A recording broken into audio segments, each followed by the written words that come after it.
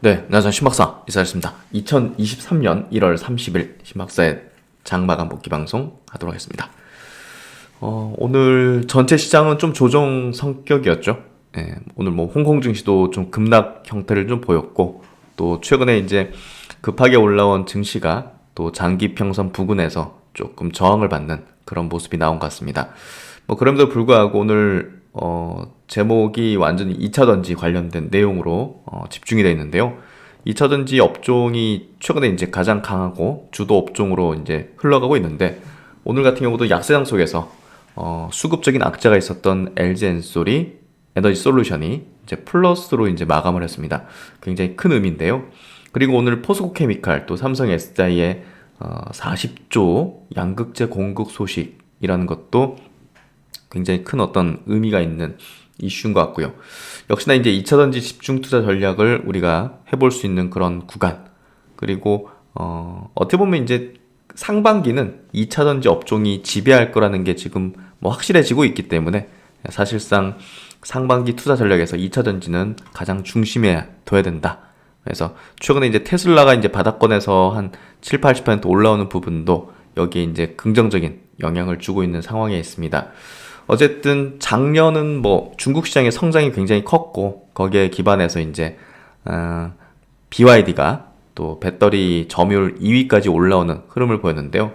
올해부터는 미국 시장의 성장이 가장 크게 전개되기 때문에 미국 시장에서 이제 배터리 공급하는 국내 기업, 국내 배터리사들이 가장 큰 수혜 그리고 퍼포먼스를 낼 걸로 볼 수 있습니다. 그래서 올해는 한국의 배터리 회사가 글로벌 시장에서도 가장 높은 주목도 또 상승률을 낼 수 있는 가능성이 높은 부분을 우리가 좀 전략에 담아야 된다.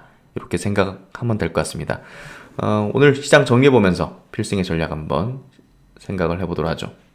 오늘 코스피 지수 1.3% 빠졌습니다. 거래대금이 적진 않았죠? 8.7조. 상승 종목수 대비 하락 종목수가 한 3배 가까이 좀 많았네요.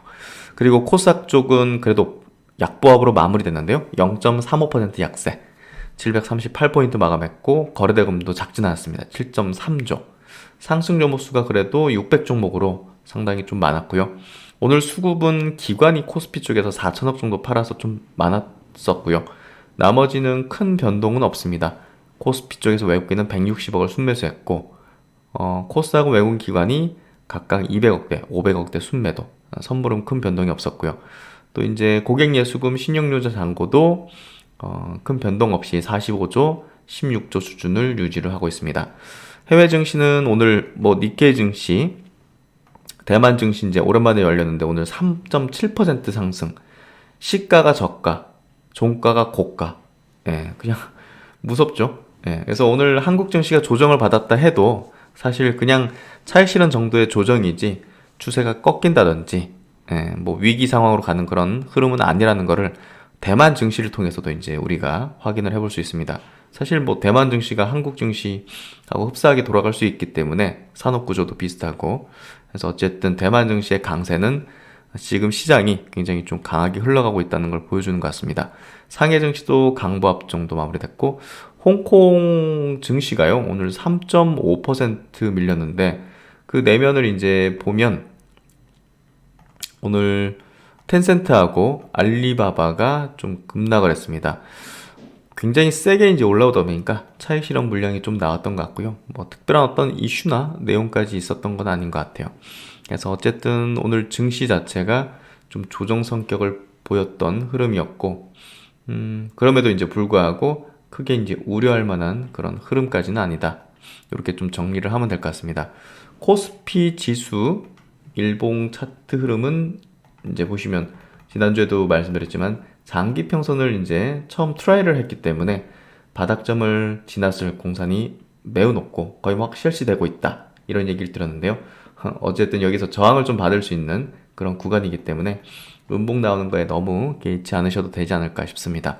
코스닥 시장도 오늘 음봉이 나오긴 했지만 코스피는 장기 평선에 있었기 때문에 저항을 받았고 코스닥은 없죠. 네, 그래서 덜 받았고 코스닥이 상대적으로 더 강했던 흐름이라고 보시면 될 것 같습니다.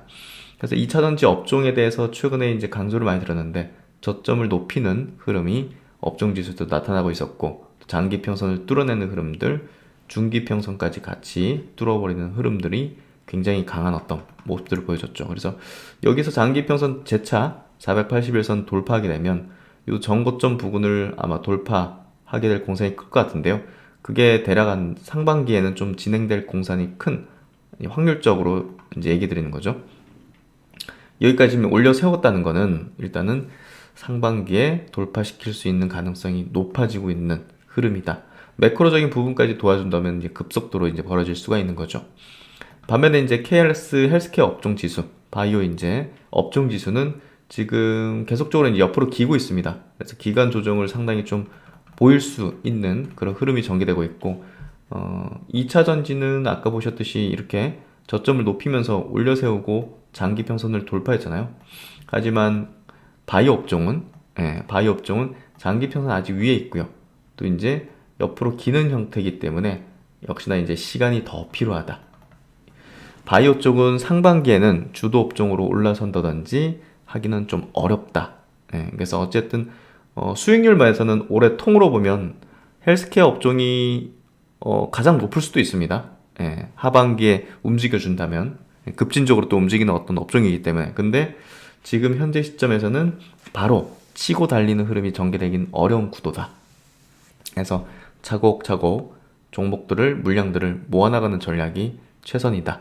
이렇게 좀 해석을 하면 될 것 같고요. 오늘 수급 구도는 뭐 큰 변동이 없기 때문에 의미를 좀 보긴 어려울 것 같고, 그러면 종목별 흐름을 한번 볼게요. 시총 상위주들 체크 한번 해보면요. 오늘은 뭐 삼성전자가 2% 조정을 받았으니 코스피 지수가 당연히 약세를 보이는 건 뭐 당연했을 거고요. 시총 비중 16%, 우선주까지 치면 거의 20% 육박하는 삼성전자 2% 약세는 지수를 약세로 만들었다. 하지만 이제 굉장히 긍정적인 게 LG에너지 솔루션이 0.79% 상승으로 마무리됐고, 요거 이제 짚어드리죠. 오늘부터 우리 사주 물량이 나올 수 있는 날이었는데요. 사실상 이제 개인 물량이 많이 나왔다면 기관 외국인의 수급이 크게 찍혔을 겁니다. 근데 기관이 3만 주, 외국인이 5만 8천 주 순매수면 크진 않단 말이에요. 개인도 이제 대략 한 10만 주 수준 정도 물량밖에 안 나왔죠. 그래서 시가로 치면 4조 원 정도 지금 풀린 건데 거기서 480억 정도밖에 안 나왔으니까 이걸 해석하자면 어떻게 해석해야 되냐면, 일단은 개인 간의 손바뀜이 됐을 수도 있지만 그것보다는 제가 볼 때는 매수 매도 수량을 대략 이제 볼 때 그 임직원들이 거의 안 팔았다. 임직원들도 이 LG에너지 솔루션의 성장에 베팅을 했다. 이자 내면서까지 홀딩하는 결정을 대부분 내리지 않았겠는가. 이런 생각이 좀 드는 어떤 흐름입니다. 그 물량 많이 나왔다면 어쨌든 오늘 음봉 내지는 그래도 5일선은 깨면서 마무리 지을 수도 있거든요. 근데 그것도 아니란 말이죠. 5일선을 직근했다는 거는 굉장히 강하다는 거예요. 그래서 중기평선 부근에 매물대도 있는데 이거를 음봉으로 돌리지 않고 양봉으로 돌려세웠다는 거는 중기 물량까지도 소화할 수 있는 그런 또 외국인 기관의 어떤 순매수 강도라든지 아니면 우리 사주 물량이 아닌 다른 개인들의 수급이 들어왔다든지 하는 걸로 커버가 됐다는 거죠. 그래서 오늘 보면 도지 형태, 대략 도지 형태로 수급적 균형까지 맞췄다는 거는, 대량 거래가 터졌고 수급적 균형까지 맞췄다는 거는 이 가격이 앞으로 뭐 저항도 될 수 있지만 지지력을 굉장히 보일 수 있는 가격대가 됐다는 거죠. 그래서 굉장히 LG에너지 솔루션의 오늘 흐름은 중요했다. 그리고 2차전지 업종의 대장주로서 오늘의 흐름은 상반기 이제 전체 증시에서 2차전지가 지배할 거라는 걸 확실히 보여준 모습이다. 이렇게 해석하면 정확할 겁니다.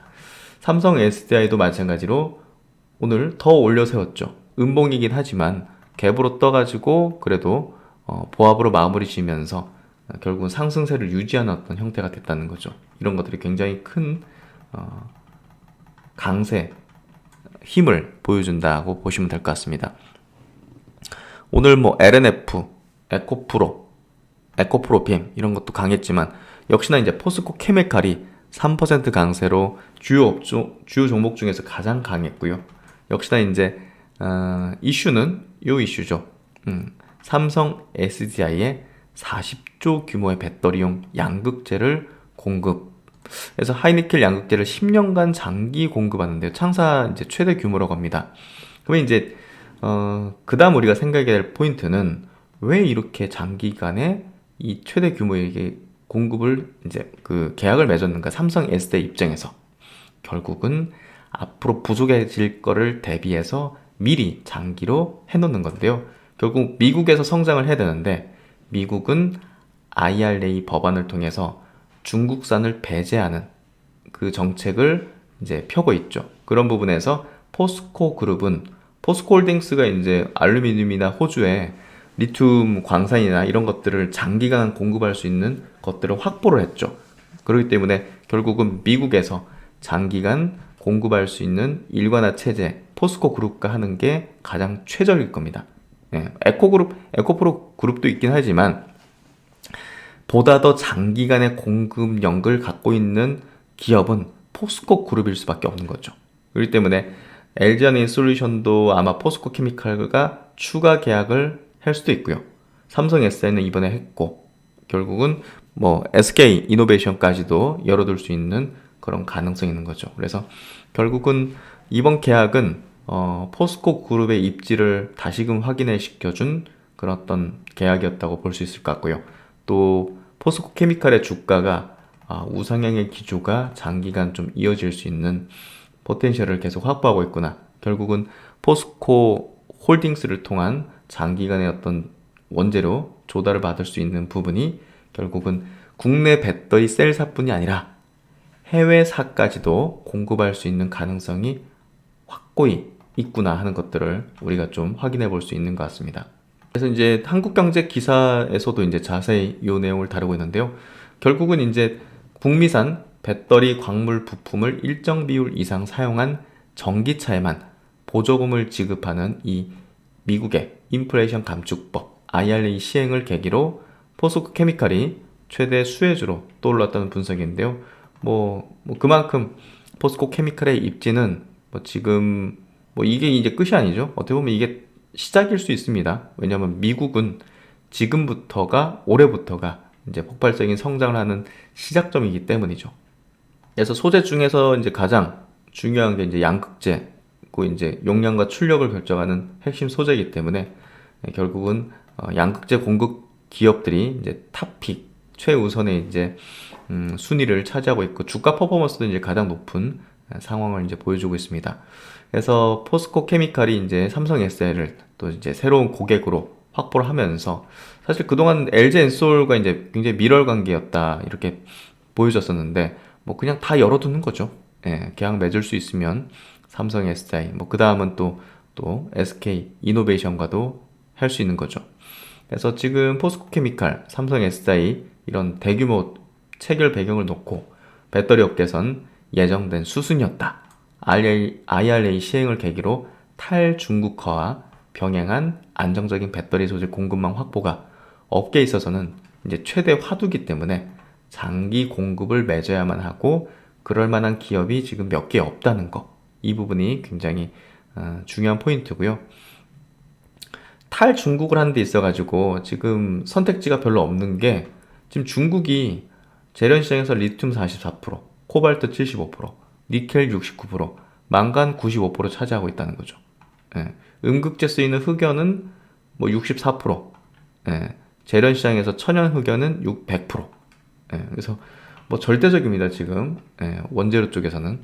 그래서 지금 포스코가 엄청난 양의 또 이제 광산들을 끼고 있고 이런 부분에 있어서는 다양한 어떤 고객사를 대상으로 장기 공급 계약을 맺을 가능성도 매우 높다. 그래서 이번 계약은 비즈니스에서 영원한 우군도 적도 없다는 방증이다 하면서 어쨌든 에코프로비엠은 삼성 SDI, 포스코 케미칼은 LG 엔솔 이런 파트너라는 어떤 공식에 이제 벗어나는 정말 다양한 거래처를 이제 확보하는 그런 것들을 할 걸로 예상이 되고 있습니다. 그래서 각종 리포트에서도 사실 포스코 케미칼을 거의 탑픽으로 이제 꼽고 있는데요. DB 쪽에서도 이제 완전히 다른 모습을 보여줄 23년이다 해서 일단 4분기 실적은 조금 부진했는데요. 뭐 그거는 뭐 현재가 중요한 건 아니니까 결국 이제 미래에 대해 열려 있는 그런 상황들을 조금 더 중요하게 시장에서는 보고 있습니다.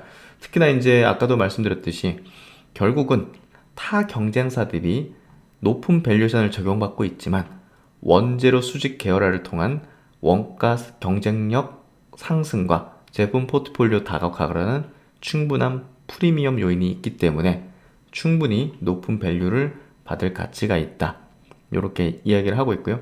그럼에도 불구하고 24년도 되면 퍼밸류에이션이 30배 수준으로 떨어진다는 부분에서 결국은 고성장을 정당화하고 있다는 부분입니다.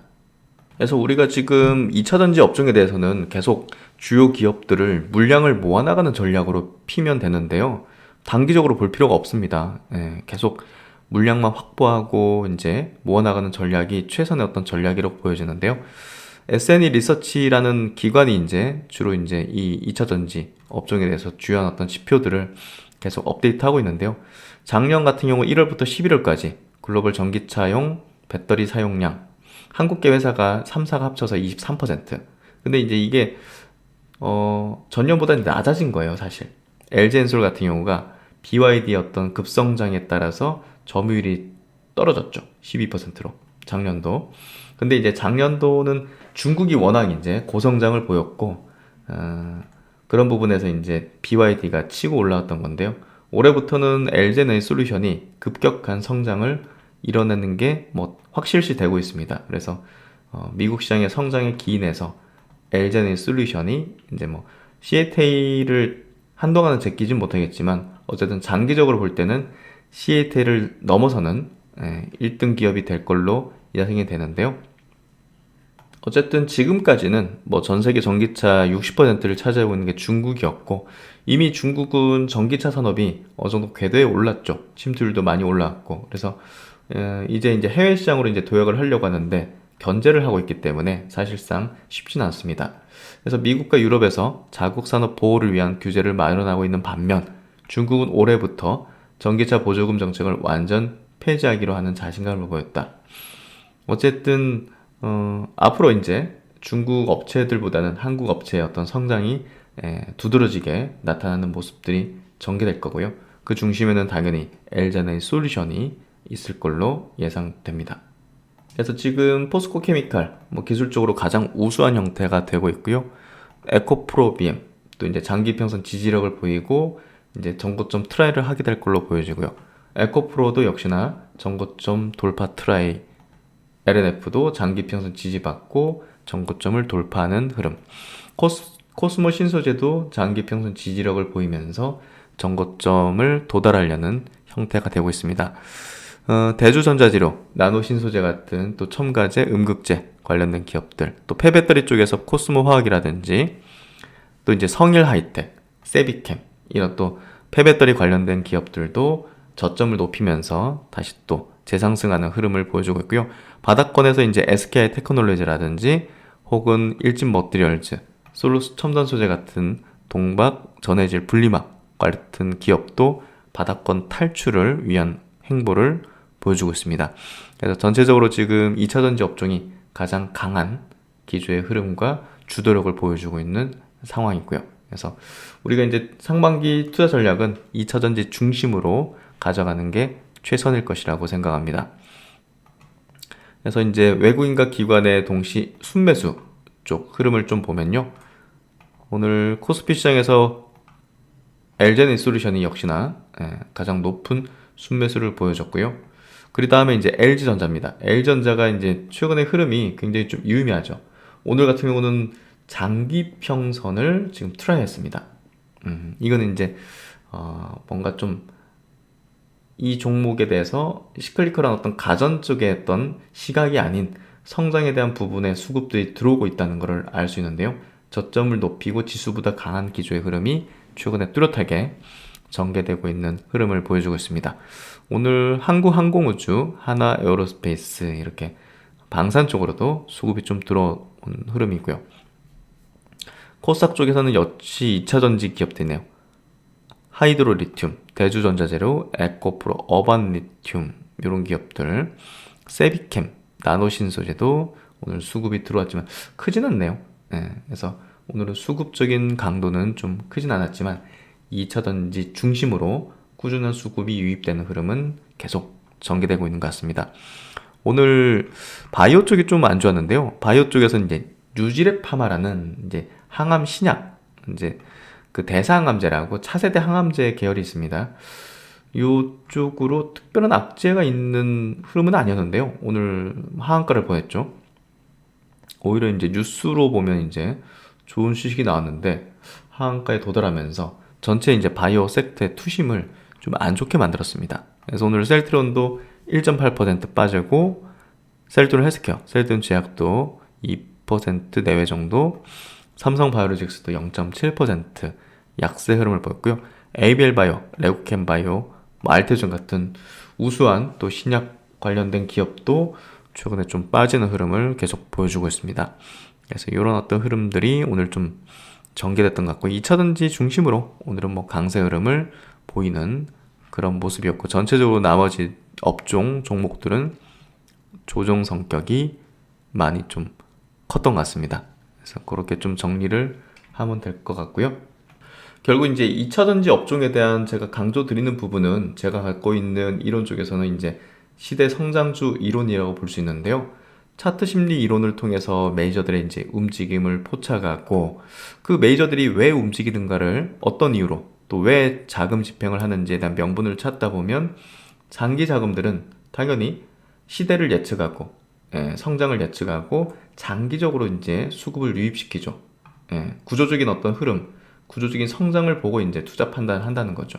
그래서 사실상 이제 이 부분에 의거해서 2차전지 업종이 지속적인 수급 유입과 주도 업종, 시대 정신에 부합되면서 앞으로 10년 뭐 끄떡없이 성장할 걸로 보여지는데요. 거기에 있어서 이제 K배터리 회사들이 가장 최우선 성장을, 최대 성장을 펼칠 수 있다는 게 참 다행이기도 합니다. 한국의 배터리 회사들이 글로벌 시장에서 가장 높은 성장을 할 수 있다는 부분이 굉장히 좀 유쾌한 일이기도 하죠. 그래서 시대 성장주들의 어떤 특징을 조금 한번 정리해 봤는데요. 한번 생각해 보시면 좋을 것 같아요. 좀 길게는 나중에 한번 시간 잡아서 설명드리겠지만 혁신이 등장하면서 시대 성장주들이 나타나게 됐죠. 뭐 구글이나 아마존이나 마이크로소프트나 뭐 애플. 그래서 인터넷 시대가 펼쳐졌을 때 뭐 전자상거래 업체들이나 이런 것들이 이제 거대해지기 시작했었죠. 한국에서는 뭐 네이버, 카카오 같은 그런 이제 네이버 다음 같은 기업이 될 것이고요. 모바일은 당연히 이제 국내에서는 뭐 카카오 같은 기업이 대표적이 될 것이고 또 글로벌 시장에서는 SNS 업체들이 엄청난 퍼포먼스, 애플 같은 또 iOS를 갖고 있는 안드로이드를 갖고 있는 구글과 애플이 시대 성장주의 특징을 지녔었고요. 과거에 이제 고속도로가 전 세계 고속도로가 깔리게 되면서 많은 차량들이 이제 운행되고 그 과정에서 이제 주유소 사업을 하던 유류 사업을 하던 기업들이 엄청난 시대 성장주의 어떤 면모들을 보여줬었던 또 뭐 한 100년 전이죠. 그리고 이제 메타버스의 시대가 펼쳐지는 이런 상황들 가상자산과 함께 엮이는 거겠죠. 이쪽도 이제 시대 성장주의 영역으로 아마 들어갈 걸로 보여지는데요. 이게 이제 바로 혁신의 등장이라는 겁니다. 그리고 두 번째는 인구 구조의 변화인데요. 뭐 대표적으로 이제 일본과 유럽 같은 고령화 어떤 진입한 어떤 구조의 국가들이 보다 더 이제 인구 구조의 변화에 따른 또 시대 성장주가 많이 나타났었죠. 대표적인 게 이제 제약바이오 업종이라고 볼 수 있을 것 같아요. 일본이 왜 이렇게 뭐 알츠하이머 관련된 이런 약을 잘 만들잖아요, 지금. 뭐 에자이 이런 기업들이. 그런 것들이 이제 고령화를 일찍 겪다 보니까 그게 굉장히 큰 사회 문제가 되면서 그쪽에 많은 어떤 자금과 에너지를 집중했던 거죠. 그러면서 이제 시대 성장주의 어떤 면모를 보였을 걸로 예상이 됐고요. 지금 이제 인구 구조의 변화에 따라서 또 로봇 관련주들이, 무인화 관련주들이 거기에 또 부합되는 흐름을 보여줄 겁니다. 또 중국이라는 국가가 엄청난 고성장을 하면서 변화된 어떤 트렌드들이 많이 만들어졌죠. 결국은 중국이 2000년 초반에 OECD 가입을 하면서 공산주의 체제에서 이제 자본주의를 받아들이는 체제로 가게 되면서 엄청난 정치사회 변혁과 거기에 따른 한국은 엄청난 특수를 누렸죠. 거기에 따른 또 시대 성장주들 그리고 이제 소비 양식들의 변화가 뭐 대표적인 게 미용 같은 게 있겠죠. 뭐 의료기기나 어떤 제품이나 시술 같은 거, 그리고 화장품 같은 거, 이런 것들이 결국은 어떤 소비 양식의 변화에 따른 이제 미용 분야가 엄청나게 시대 성장주로 올라섰던 휴젤 메디톡스 같은 게 뭐 대표적이죠. 클래시스 같은 경우도 그렇고.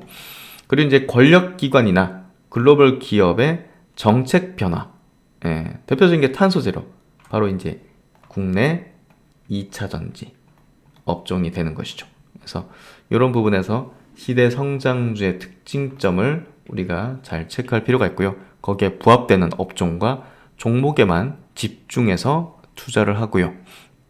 그런 종목들을 계속 물량을 모아나가는, 물량을 모아나가는 어떤 전략들을 편다면 아주 깔끔한 수익을 장기적으로 낼 수 있을 겁니다. 그래서 오늘 뭐 시장 정리, 뭐 2차 전지로 시작해서 2차 전지로 거의 마무리 짓는 흐름이었는데요. 그래서 사실 뭐 어떻게 될지 모르겠다 싶은 투자자 분들이라면 사실 2차 전지 관련 주들만 그냥 포트에 다 담아도 될 정도로 굉장히 안정적인 어떤 성장과 이제 안정적이면서도 공성장을 누리는 그런 흐름을 낼 걸로 전망이 되고 있습니다. 그래서 오늘 뭐 LG엔솔, 또 포스코 케미칼, 뭐 삼성 SD 같은 주요한 종목들의 모멘텀이 강력했던 그런 흐름이었는데요.